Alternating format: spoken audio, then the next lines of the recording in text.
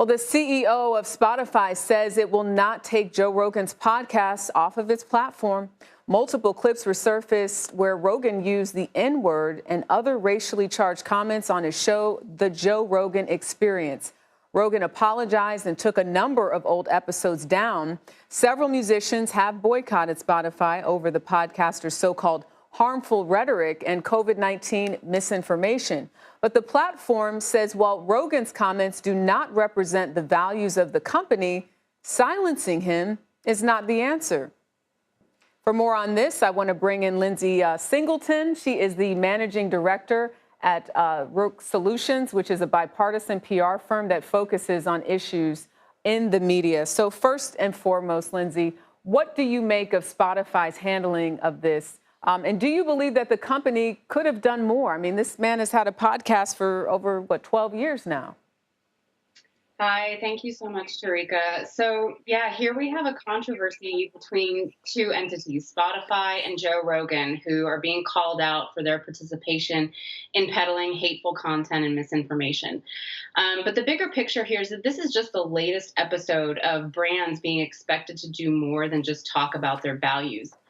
We see it again and again. Consumers are increasingly demanding public responses as well as action when it comes to the biggest and often the most divisive issues facing our society.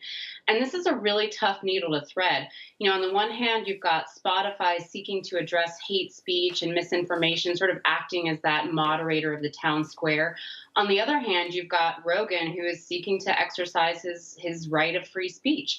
But then there's also a lot of money on the line. So with all of these reputations and stakeholder expectations on the line, not everyone will be happy with Spotify's efforts here. But again, it's really part of that bigger picture that's putting all companies on the menu. Do you think that really is the reason why we're seeing Spotify stand by Rogan? Because you talk about a lot of money on the line. He reportedly signed a $100 million deal in 2020. He's the number one podcast on Spotify. What would have to change, do you think, in order for Spotify to take a different approach? Right. I think that they are trying to balance that line of what their consumers care about, the people who are paying for their services, as well as those who are investing in the company. And it is a really tight rope to balance. These are a new kind of social risk, almost a new enterprise risk that companies across the country are really experiencing. These are risks that their consumers care about, that their employees care about, and policymakers care about their responses as well. So what would have to change? A lot of this has to do with where their consumers and employees stand. And so if we see a lot of people not using their platform, if their employees leave Spotify, I can see them taking further steps.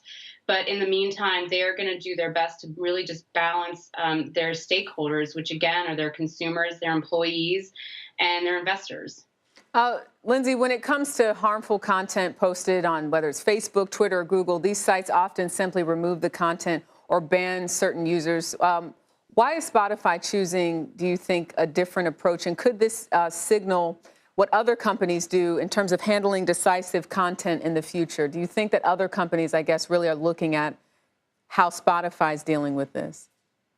So I think that companies are looking across the board at how all of their peers are reacting to these marketplace forces. So these social risks that we see, whether it's Joe Rogan and his podcast, whether it's the murder of George Floyd or voting laws, these are issues that companies are increasingly expected to take a stand on. And I've done research with Penn State University that shows that a majority of American voters under the age of 45 from both the left and the right want companies to take these kinds of stands. This has a big impact as well on talent and where they choose to work. So Spotify has to thread that needle of balancing its stated values of safe content, First Amendment rights and their bottom line. It's a really tight needle, but what both Spotify and the broader business community at large really need to be thinking about is creating a framework for decision making when it comes to taking a stand on these social risks.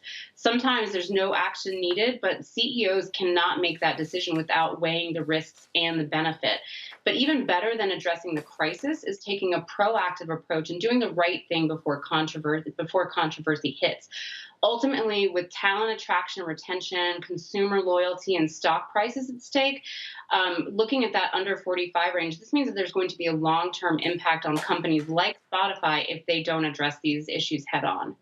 Well, a lot of artists already have asked that their music be pulled. We'll see what happens next. I jokingly said if Taylor Swift pulled her music, I think it'd be Houston, we have a problem.